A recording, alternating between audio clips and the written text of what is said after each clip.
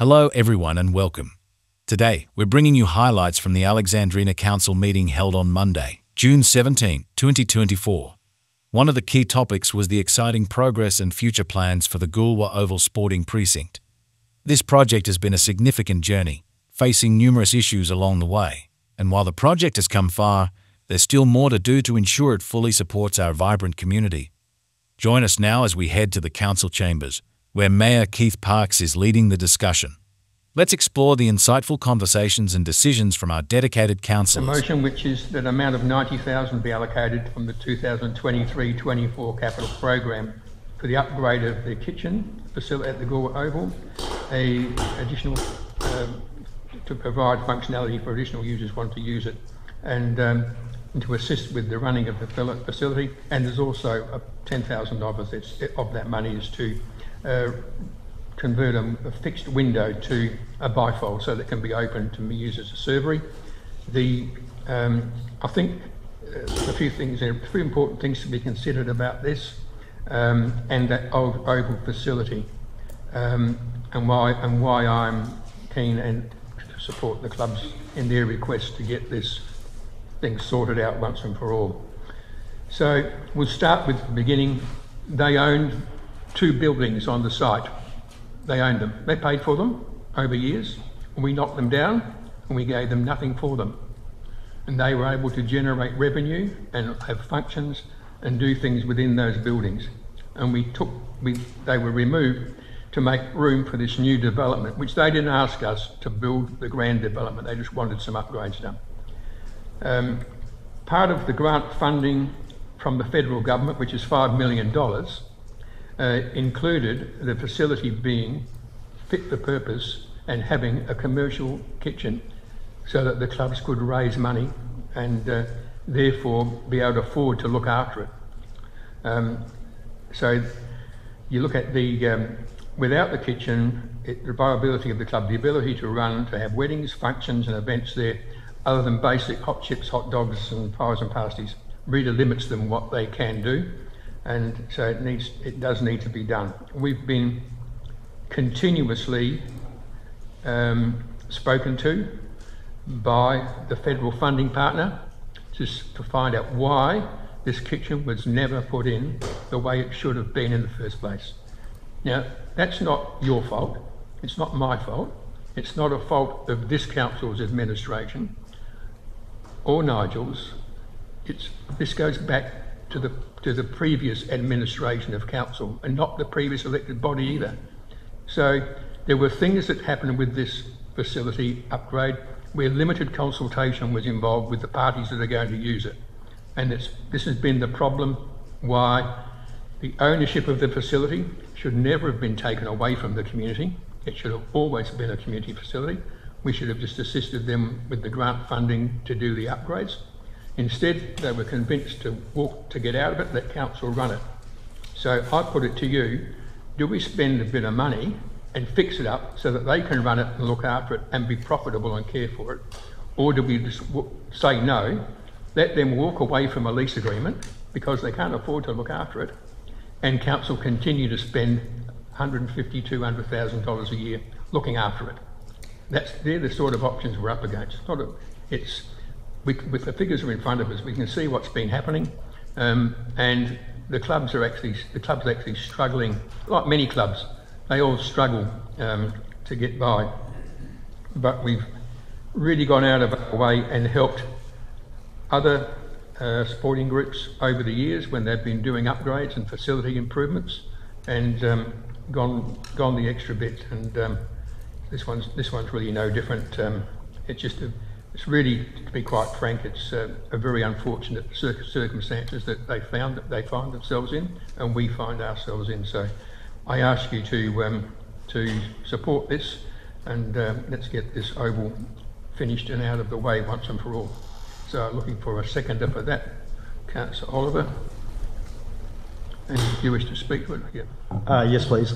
Look, I've been looking at the issue of the Oval and listening to the clubs for a long time now, and I have to say I've considered this issue very carefully. I don't want to spend any more money, more than anyone else does. However, I do believe that this is critically important, that it should have been included up front, and through the plan, and it needs to be finished properly. The opportunity to fundraise and to fully function as a club is critically important to these clubs and all the people involved, and they need to be fully empowered and capable to raise funds and conduct themselves, properly. So I think it's a grassroots opportunity which will raise hundreds of thousands of dollars in the future, and I think we have to support it. Thank you, Mayor. Is there any further discussion? Councillor Maidment?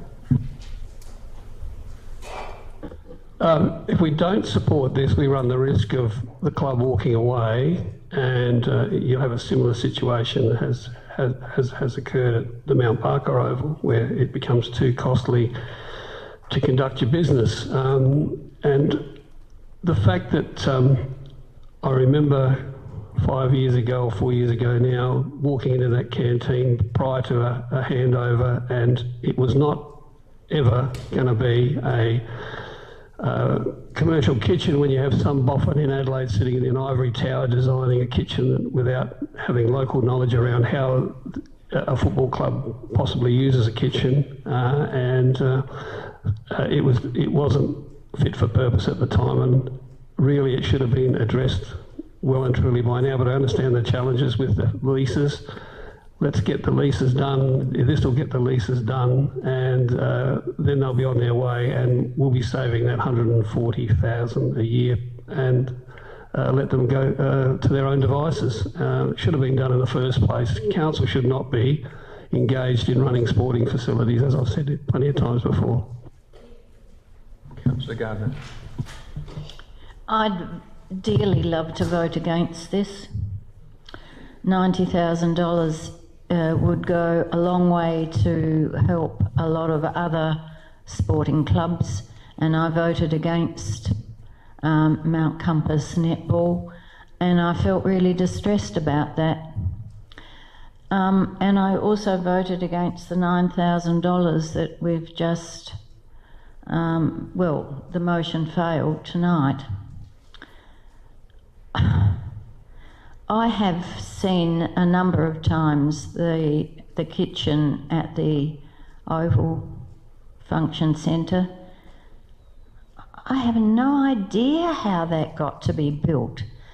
It must have been a duffer who actually designed it. It's so inappropriate, and so I am well aware of the dilemma that the football club and the other clubs have just going into it.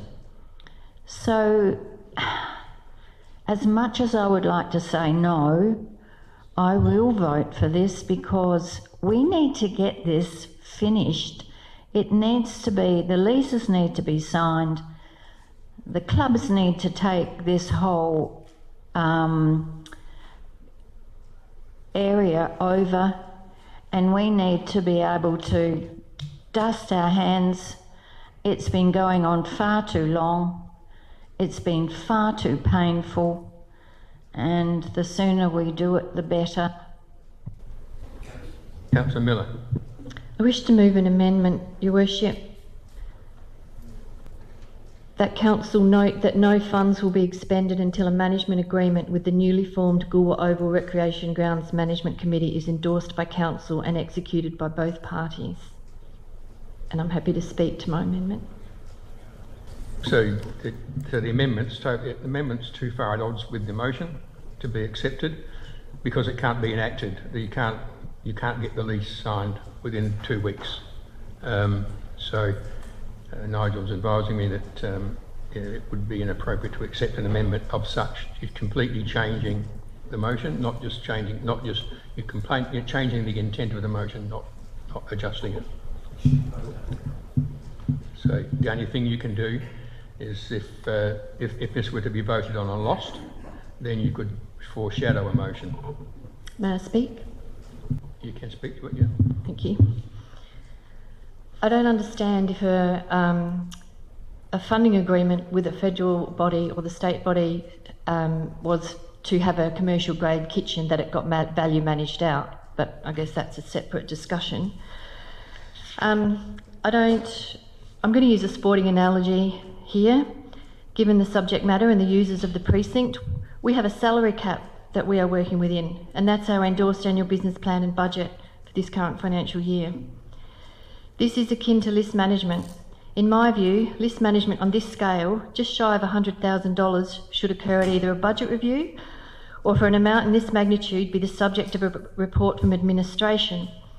And I note the answer to my 20th of May question on notice number 11A and B clearly indicated that future decision making around the kitchen, any decision on expenditure on the kitchen would be formally presented to Council for consideration. And I asked about where the funds would come from and why it was being prioritised, and it says, if this were the case, a budget option and financing costs would be ascertained and a report presented to Council for consideration, which may include an option for seeking grant funding. And generally, it's considered to be in Council's best interest, this is the answer to a question last month, not to own kitchen appliances and commercial kitchen fit-outs due to the short lifespan and heavy use of such equipment, with the preferred position being for the tenant to own the kitchen fit-out. That was the answer to a question I specifically asked about this kitchen. This is not a Council report. Administration, as I understand it, are still negotiating with the users of the precinct. Negotiations which the Prudential report undertaken before this Goolwa Oval Precinct project began, identified user management as a significant risk that should be addressed before construction. And here we are years later when the precinct has been operational since late 2019 and all the users have still managed to function there and make money. They've not paid a cent to Council for using the facility, unlike other sporting groups who run their own grounds, with no user management agreement and no cost recovery. A free kick for years, you could say.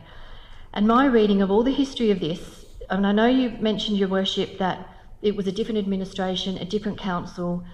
Well, it's different users probably than what we're extensively negotiated with around this. So, you know, Council is the council and the sporting groups are the sporting groups. The administration and people change shouldn't make any difference. Continuing with the sporting analogy, we're trading here. This looks a lot like a three-way trade and feels like leveraging before we'll get a management agreement.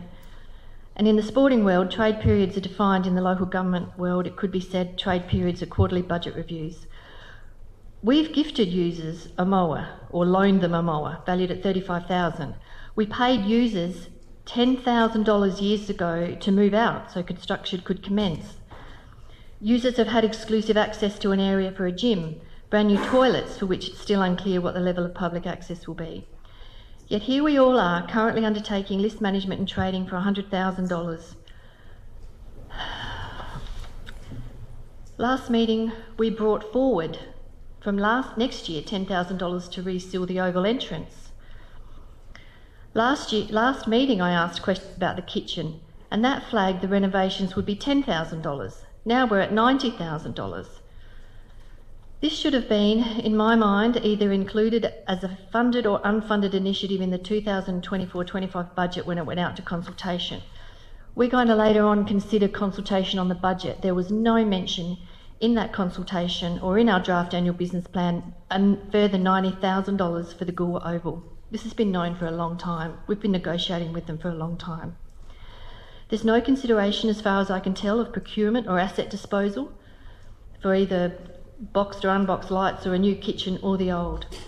I won't be supporting this motion, given the number of questions I have and regardless of who the users or beneficiaries are.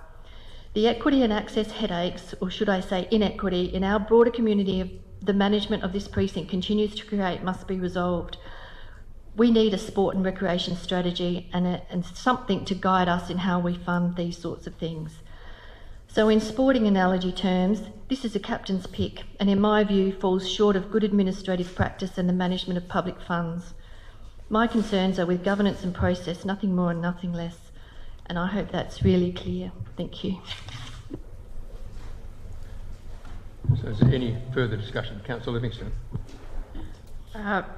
Yeah, I am supportive of this motion. I see this as a motion as completing a project, not spending more money on particular clubs.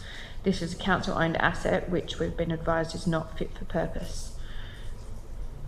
My question would be whether or not the mover and seconder would be open to a minor amendment to the last dot point to say the replacement of the northern western window in the canteen area to a bifold stacking window, or an alternative such as a roller door. As I understand, that is approximately around $6,000 and is the same as what is already there on the current serving window. Happy with that? I'm happy with that. That's fine. So is there any further? You've already spoken. Any councillor comments? Yeah, thanks, Mayor Parkes. I was at that initial inspection of the complex when it was almost finished, and I guess I also noted that there was insufficient display cabinets facing the canteen servery, that the stove and hot plates were at the other end of the building, and in the middle was a dishwasher, and then it was set up as a domestic kitchen. I thought it was a shocker. However, and thank you also for the amount of work that you've done with that club again in setting it up and getting it to where it is now.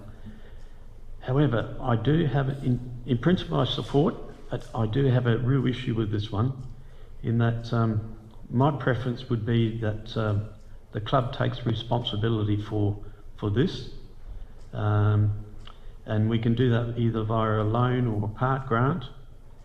And that to me means that the club actually takes ownership of any modifications rather than council receiving the usual criticism.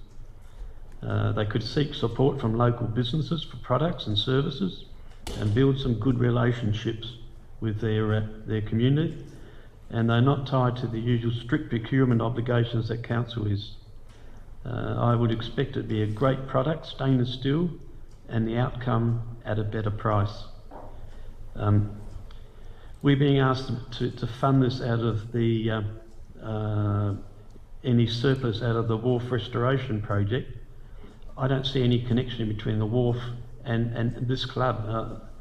You know, last time we made the Oscar W's pay for some of their work, and that should have come out of this fund, because they're actually on the wharf. So unfortunately, I'm not going to support this. I guess the other part is our back to basics, and to me this doesn't fit the back to basics criteria that the community is asking us to set. Any further discussion? Councillor Miller, you got a question? Yes, my question is it correct to say that this would take our contribution to this project up to almost $3 million if it was $2.5 million that we contributed, plus 3.5, approaching 4 years of no user fees collected at $149,000 a year, and a mower and oval upgrade, resealing of the entrance, $10,000 to move out. I think we're getting pretty close to $3 million. Would that be right? Through the chair, approximately right. The project is a multi-million-dollar project. There was $5 million federal funding. There was $800,000 state funding. There was council contributions. Off the top of my head, it is getting up over the $8-9 million mark. No one's shaking their head, so yes, you're approximately right. Any further discussion? Councillor Nicholson. Thank you. Just quickly, this motion does have my support. I do want to acknowledge the contributions to the debate by Councillor Miller and the questions from last month. I've certainly taken those into account, but we have before us a motion from the Mayor. This is the information and the reality that we have to consider tonight. I'm sure I'm not the only one who is disturbed that a commercial kitchen wasn't delivered when that was the intent of the project, and I know that lessons will be learnt and looked at how that happened. But we do have to finish this project, and we have to we and the community will benefit by finishing it properly. I'm happy that the money is coming from the contingency of the wharf project. It's there. I think it is a slight risk taking that money, but we do have to finish this project well. So tonight, considering everything I've heard, I do support this motion. Any further discussion? Councillor Scott.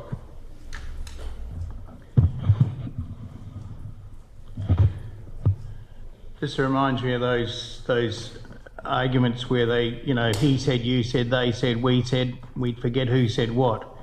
It's just been a comedy of errors from the beginning, and now we're at the sharp end, and we've got to do something about it. We can't go back and try and correct what went wrong way back then. I just hope that we've learnt a lesson for the future when we do other projects. But it's a magnificent building. It's got the potential to have end of season major functions there, and it needs to have a catering facility that you can either get outside caterers in, or members of the organisation with that expertise can cater for a goodly number of people. It's got the potential to hold a large number of people, and they need to be catered for. None of it is to our satisfaction, but we have to, I believe, bite the bullet, press on, get the thing done, and let the groups get in there and be happy and functional and go on and make money and be prosperous. And I think we're stuck with it, so let's just vote on it and move on, and hope with the support of the current staff that we have that we never fall into this sort of situation again. Thank you. Any further discussion? No, I'll just have exercised my right of reply, clarify a couple of things that are incorrect that have been said. The clubs haven't been using the facility for nothing since 2019. They were only able to move into this new facility at the beginning of the football season last winter, so it's 18 months they've been actually able to use it.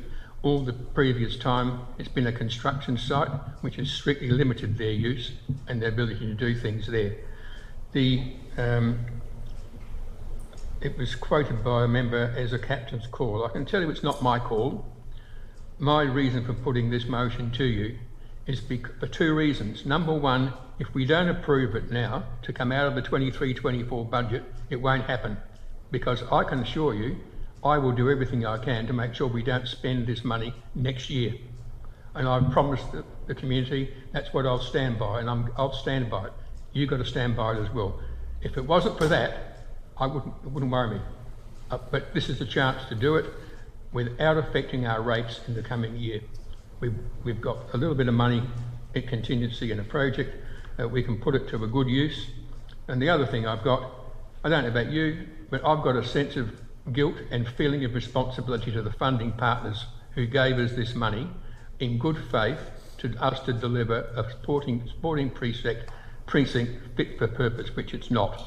And I have not, as some people comment, done everything for Goolwa. I have gone out of my way over and over the years to support the sporting clubs in this region. I got 100%, as Mayor McHugh's in the gallery knows, I got right from the beginning as a councillor behind Strathalbyn with their upgrades to their facility. I've gone down and bent over backwards to try and help Langhorne Creek with issues that they've had on 2 occasions. So I go and support as an individual and a mayor. I'm supporting things in our community where I believe they're warranted. If I didn't think this was warranted, if we hadn't committed to the government that we would deliver, I wouldn't be putting this to you now. We've got a sense of responsibility, and I'm hoping that Rebecca Sharkey, who got us that $5 million, I can go to her again on your behalf in the future, and she'll assist us to get another grant. And that's very important, because she's extremely disappointed with the way this has turned out. That's it. That's all I've got to say. I'll put the motion to you. All those in favour?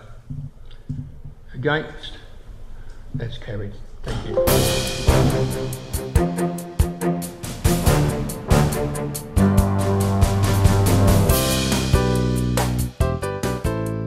South Coast Television, your community, your voice.